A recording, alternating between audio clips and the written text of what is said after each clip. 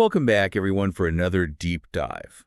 This time, we're going to be looking at backtesting in financial modeling. So, that's where you take a model for a spin, Right. using past data to see how well it would have performed. Yeah, it's a bit like a test drive.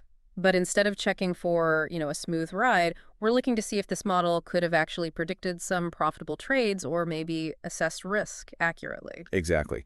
And what's interesting is our sources this time, they reveal kind of a surprising gap between how backtesting is actually often done out there in the industry versus those rigorous statistical standards that it really needs to meet to be considered valid. Yeah. Almost like, finding out that your car speedometer is actually off by like 10 miles an hour. Right. You might think you're driving totally safely, but the reality could be quite different. Yeah, for sure. Thank you for tuning in to Quantopian's Quant Radio, your AI-driven podcast exploring everything related to quantitative finance. If you enjoy this episode, don't forget to like and subscribe to stay updated on future releases. For more quant-focused content, join us at community.quantopian.com. There you can explore a wealth of resources, connect with fellow quants, engage in insightful discussions, and enhance your skills through our extensive range of online courses. Quant Radio is intended to help people develop their knowledge and skills in quant finance. This podcast is not intended to provide investment advice. And now, back to the episode. I think one of the key insights, actually, from all this research that we did is that there's a real difference in incentives between the world of academia versus, the financial industry. Oh, interesting. And it can lead to very, very different approaches when it comes to this backtesting. Can you tell me a little more about that?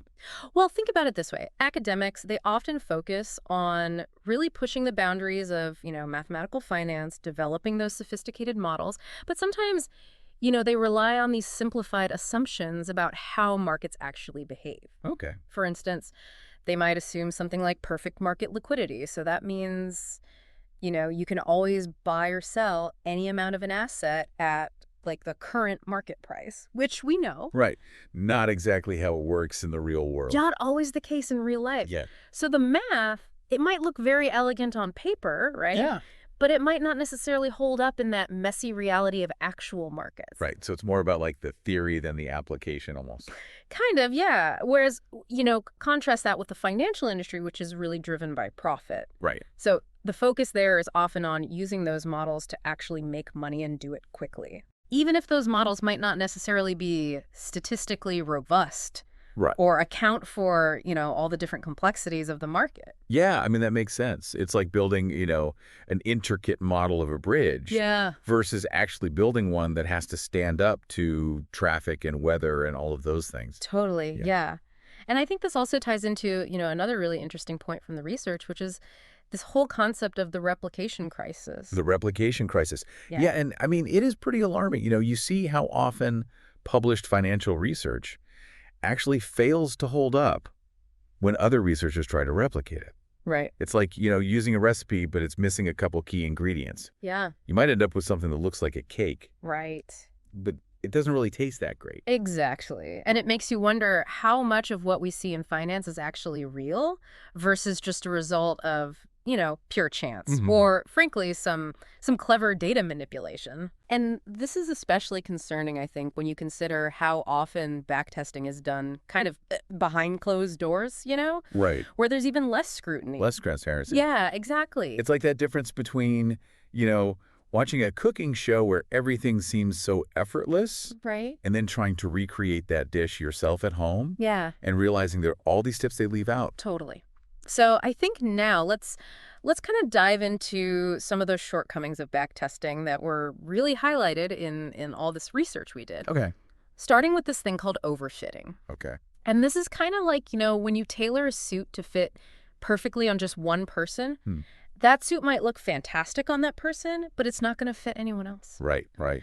And so an overfit model, it might perform really well on that specific historical data that it was trained on. Sure. But then it'll just fail miserably when it's actually faced with, new market conditions. So it hasn't actually learned anything, it's just memorized the answers. Exactly. Okay. Then you've got this concept of data snooping. Okay. And it's kind of like you're just searching and searching for patterns in the data Mm-hmm. until you find something that looks significant, Okay. even if that pattern is really just random noise. Right. So you think you've found this brilliant strategy, but really it's just a fluke, yeah. Yeah, exactly. And it's not going to repeat itself. It's like thinking you found a hidden message in like a random sequence of letters. Right. But it's really just your brain trying to make sense out of chaos. Exactly. Yeah. And unfortunately, these are really easy traps to fall into, often without even realizing it. Right. Because there are so many choices to make when you're setting up a backtest. Sure. Things like the time period that you're going to analyze, how you're actually measuring performance, and even the indicators that you use. Mm-hmm.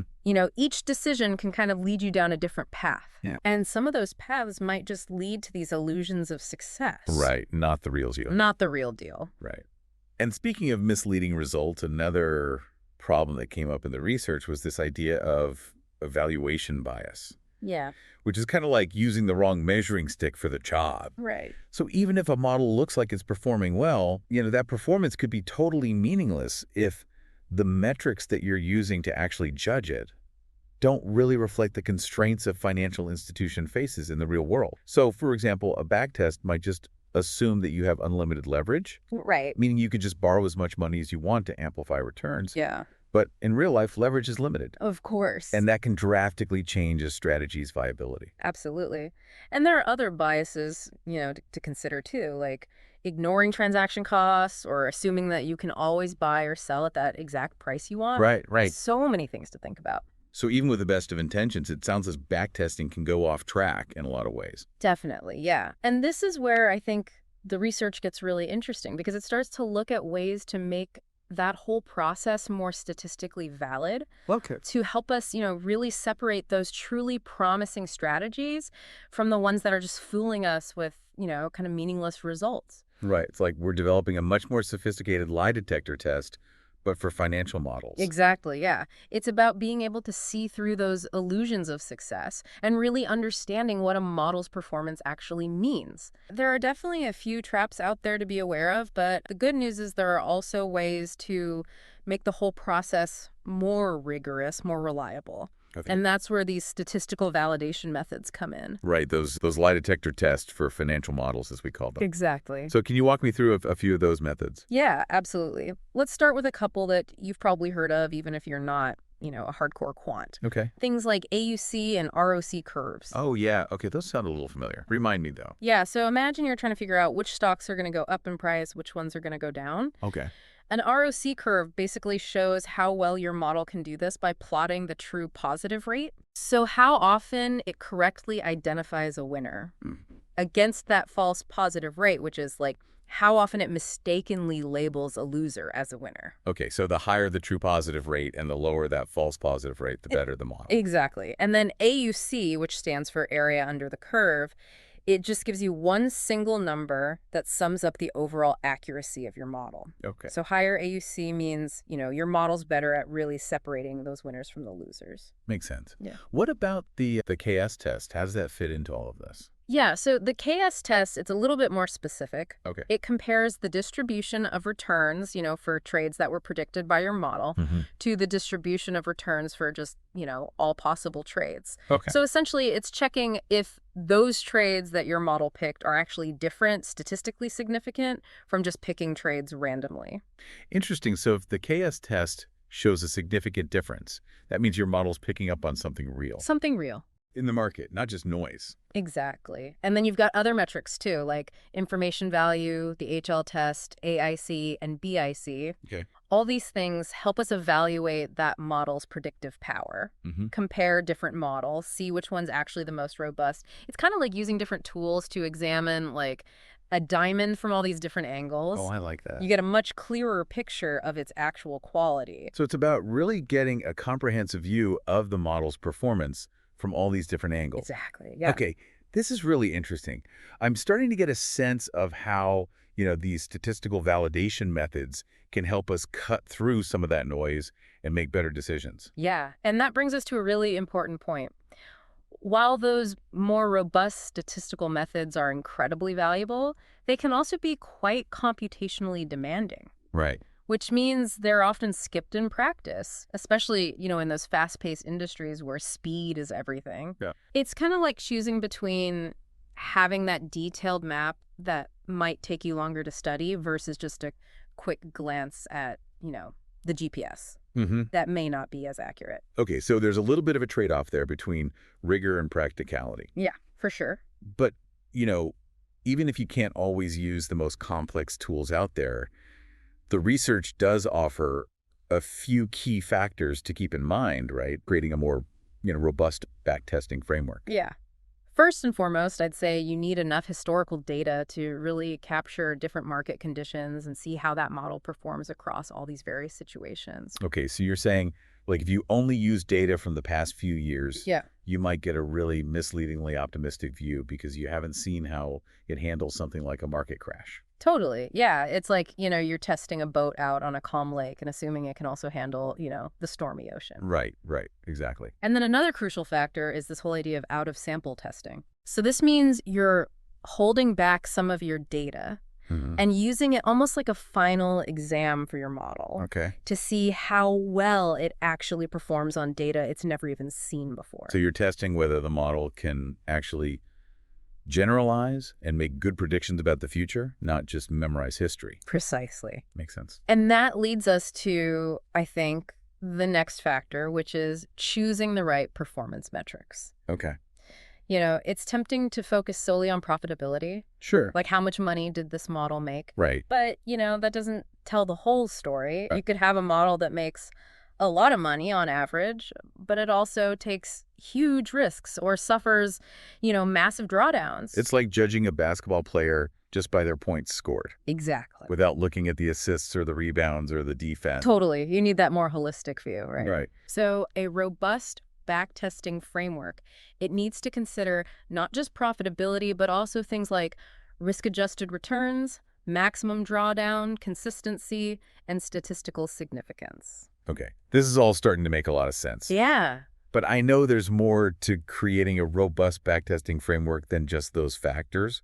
So what else do we have to think about? Well, there are a couple more key pieces of the puzzle here. Okay. We need to talk about simulating things like slippage and commissions. Okay. And then we need to make sure that we have reasonable position sizing. Okay. And a few other important elements. Like simulating slippage and commissions. I have a feeling those are often overlooked, but they can have a huge impact on how a model actually performs in the real world. You're absolutely right. I mean, remember that backtesting is really all about simulating real-world trading. And in real-world trading, every trade comes with costs. Sure does.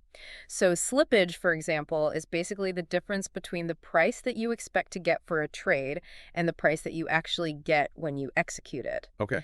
And it happens because of, just delays in order execution, market volatility, and the simple fact that markets are constantly in motion. So you might put in an order to buy a stock at, say, $100 a share.